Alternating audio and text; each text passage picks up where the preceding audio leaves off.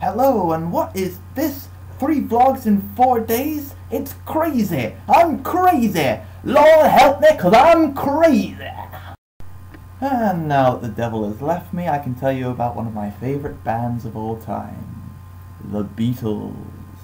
Wow, that sounded way more like an intro to a horror story than I intended. Anyway, moving on. Right, back to the Beatles. They were a 4-piece band from Liverpool, England in the 60s, but you probably haven't heard of them. And when I say you probably haven't heard of them, I mean of course you've heard of them. They're the frickin' Beatles, come on! I like to consider myself a big fan of the Beatles, and my evidence for this is fourfold. Exhibit A guitar strap depicting all manner of Beatles paraphernalia. Exhibit B, the Beatles' Complete Chords Songbook, a book I've used so much that it is literally falling apart, and to which I've added extra songs in the front and the back pages. Just for completeness sake, you understand. Absolutely nothing to do with the fact that I love the Beatles more than life. Exhibit C, an iPod that contains all the Beatles songs except Revolution 9. It's inscribed on the back, so it has to be true. Exhibit D, and possibly the most conclusive, is my Beatles-themed wall. Now I know what you're thinking. Sam, you ignorant pustule, that's a completely blank wall. Oh, ye of little faith. That, my friends, is the White Album.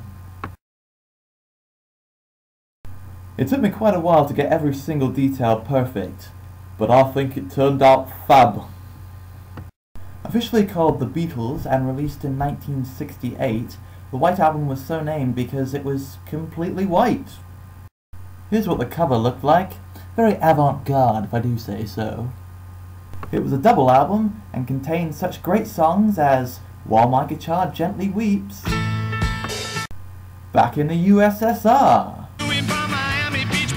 Blackbird, Revolution 1, Revolution 9, Number 9, and of course everyone's favourite, Why Don't We Do It in the Road?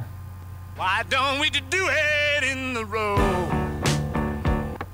Now here's the fact of the day, presented by Sam with Goggles. It's the fact of the day! Did you know that every right-handed Beatle is currently dead? And every left-handed Beatle is currently alive? Or are they? Yeah, there was this conspiracy years back that said Paul McCartney had died in 1965. The conspiracy theorists claimed that the Beatles had found a replacement Paul, which is of course ridiculous.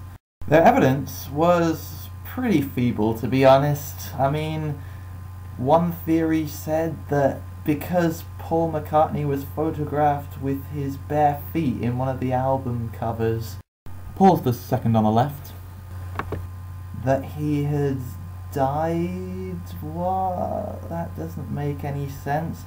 Another piece of evidence was that Paul's teeth had changed dramatically in 1965. He was in a motorcycle accident and had his front teeth knocked out. Jeez.